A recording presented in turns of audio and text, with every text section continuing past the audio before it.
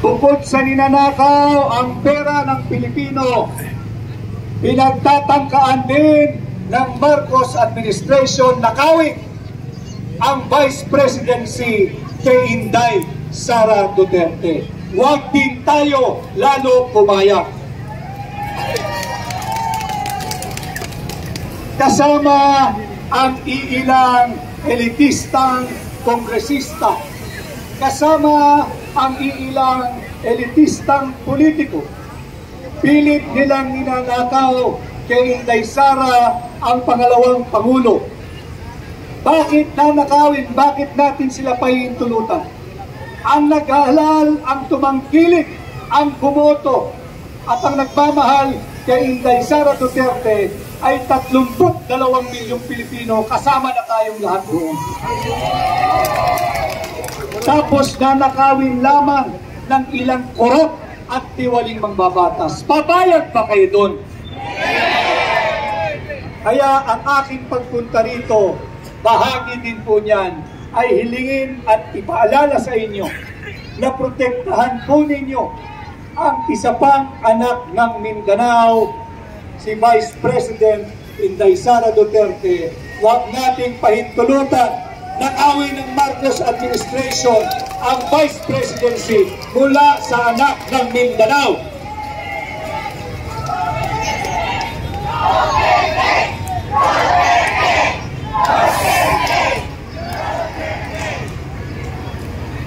Ito po yung napakaraming issues na patuloy sumisira sa ating bansa. Lalawakan ko pa sapagkat nakita ko ang interes ninyo.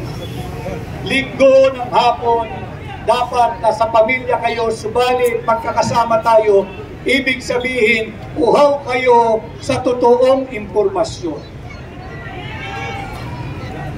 Laganap na naman sa ating bansa ang base militar ng Estados Unidos. Huwag din ho tayo magpapabudol muli sa Marcos administration. Tutulan po natin ang paglaganap ng base militar ng Estados Unidos na tinatawag lamang nila o itinatago nila sa pangalang EDCA. Ang EDCA ho ay walang iba kundi US military bases. Matagal na po natin aliado mga Amerikano. Nagsama na po tayo, parehong nagbuwis ng dugo at dumana ang dugo at nagbuwis ng buhay ang Pilipino at Amerikano noong World War II. Subalit, huwag naman po tayong gamitin sa kanilang proxy war laban sa China. Ginagamit, sinasamantala nila yung issue dyan sa South China Sea. Huwag po ninyong isipin na masyadong malalim yung issue dyan sa South China Sea. Huwag po ninyong isipin, ayaw namin pag-usapan yan, malayo sa sikmurayan. Hindi po totoo. Sapagkat pag hindi natin naawat, itong nagaganap ng proxy war sa pagitan ng Estados Unidos at China, maaari itong sumikla ang isang armadong digmaan laban sa China at laban ng China sa ating mga Pilipino. Hindi po tayo mananalo. Pablo hindi ho dahil hindi tayo maisog. Subalit yun ang katotohanan. Hindi nga maibigay ng Marcos administration ang ipinangako nila 20 pesos na kilo ng bigas. Papasok ka pa sa isang armadong digmaan laban sa China. Hindi nga nila maibigay ang ipinangakong 20 pesos na kilo ng bigas. Makikipagpagbahan ka pa sa China. Huwag ho natin itong pahintulutan. Sapagkat pag yan ay naganap, mas mahirap pong pigilan ang isang digmaan nagsimula na. Tingnan lamang po ninyo yung nangyayari sa ibang bansa, yung Ukraine at Russia war. Hindi po basta-basta ito matitigil. Tutulan po natin. At yung isa pa ho nilang pagbubudol, yung huwag na People's Initiative at yung Peking Charter Change. Huwag ho tayong pipirma at hindi pa ho tapos yan. Patuloy silang magtatangka na baguhin ang anyo ng ating gobyerno. Huwag ho tayong pumayag, huwag tayong magpabudol, kapalit ng ilang libong piso, dala ng akap at dala ng ayis. Tapos na ma'am, higit pong mas malaki ang nakataya sa darating na May 12, 2025 election.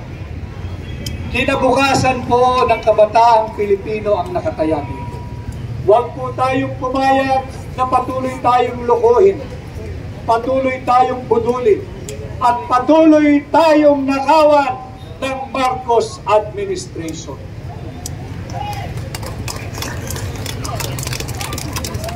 Meron pong 60 billion pesos ang PhilHealth last year. Yung 60 billion pesos na yan na pera ninyo, kinuha po ng Marcos administration. Yung pera ng Land Bank na nagkakahalagang 50 billion pesos, kinuha po ng Marcos administration.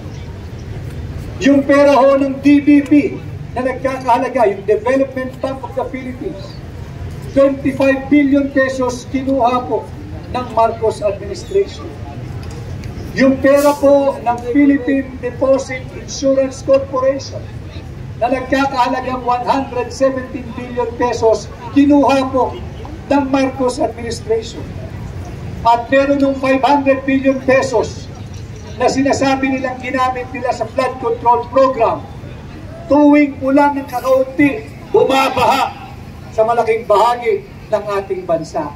Nasaan yung 500 billion pesos na yan? At last year, another 500 billion pesos iminulbot nila diyan sa ayuda. Nasaan yung 500 billion pesos na yan? So ito, ganito kalaki yung halagang kanilang patuloy na ninanakaw sa inyo sa ating mga Pilipino. Minarapat ko na malaman ninyo sapagkat yan ang diwa ng ating pagtitipon ngayon na interfaith prayer gathering today kontra korupsyon. At kinakailangan malaman ninyo kung gaano na kalala ang korupsyon na magtatatlong taon pa lamang si Bongbong Marcos sa kanyang posisyon. Rodriguez! Rodriguez! Rodriguez! At para ho sa kaalaman ninyo, habang tayo ay nagkakaroon ng pagpupulong ngayong hapon, ang pagkakautang ng Pilipinas ay umaabot na sa 17 trillion pesos. Hindi po milyon, hindi po bilyon, trillion. 17 trillion pesos. At pag hinati-hati po natin sa lahat ng Pilipino, yung 17 trillion pesos na yan, ikaw ay may utang kang 141,000 pesos. Kayo ho ay may utang na 141,000 pesos. Ako ay may utang na 141,000 pesos. Tayong lahat dito, pati na doon sa dulo, tayo po ay may pagkakautang na 141,000 pesos. At patuloy po tayong malulubog sa utang kung pahihintulutan natin itong baluktot at korap na administrasyon ni Bongbong Marcos na magpatuloy. Kaya importante na kayo po ay makilaho at makiisa sa darating na halalan. Huwag po ninyong sayangin ang inyong boto.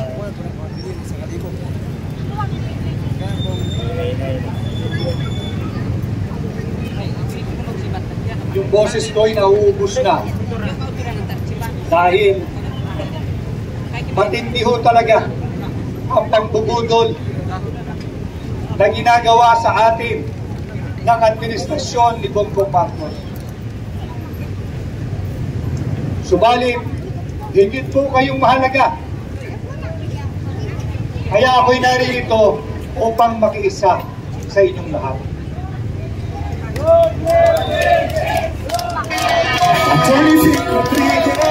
Masaya sa pagkakinig sa iyong katilingban, mag-alagad sa bugos nga pagkamatinod anon. Atty. Vic Rodriguez, may baruganan, di taliyaan. Kinakailangan tayo po'y nagkakaintindihan what is at stake for our country this coming midterm election. We have to come into a basic understanding what is at stake for our country and for the Filipino youth who are here today, this coming midterm election. Huwag po ninyong sayangin ang kapangyarihan ninyo. Huwag po tayong magpapatakot, huwag tayong magpapasindak, at huwag ninyong ibebenta ang inyong pagkatao, ang inyong dignidad, ang inyong boto sa mga korap na politiko diyan sa Malacanang, diyan sa Kongreso at diyan sa Senado.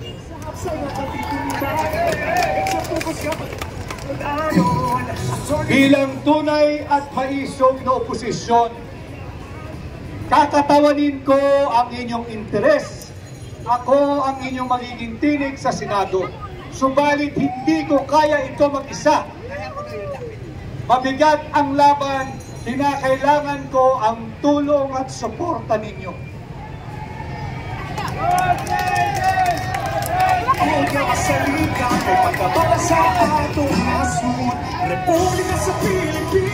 Sana ho ay magkaisa tayo. Marami akong naririnig na tila nais ng sukuan ang Pilipinas at nagsasabing ang hirap mahalin ng Pilipino. Huwag ho tayong masisiraan ng loob. Hindi natin dapat sukuan ang Pilipinas at hindi totoong mahirap mahalin ang Pilipino. Ngayong 2025, tayo po'y magkaisa, magsama-sama dahil pag tayo po ay nagbuklod-buklod, posible ang pagbabago ngayong 2025 pag kayo ay naghatid ng bago sa Senado. Para sa atong nasud, Republika sa Pilipinas, ang iyang partido, ikaw ako, sa bayang Pilipinas. Muli ho, ako ang inyong kaibigan, Atty. Vic Rodriguez, lumalapit, nagpapakilala at nanghihirap ng inyong mandato na dalhin po ninyo ako sa Senado. Maraming salamat at masipilin po sa ating lahat. Iyang partido, ikaw ako, sa bayang Pilipino. Rodriguez! Rodriguez! Rodriguez! Rodriguez! Rodriguez! Pagpilipisan! Rodriguez! Rodriguez! Republika sa Pilipinas, ang iyang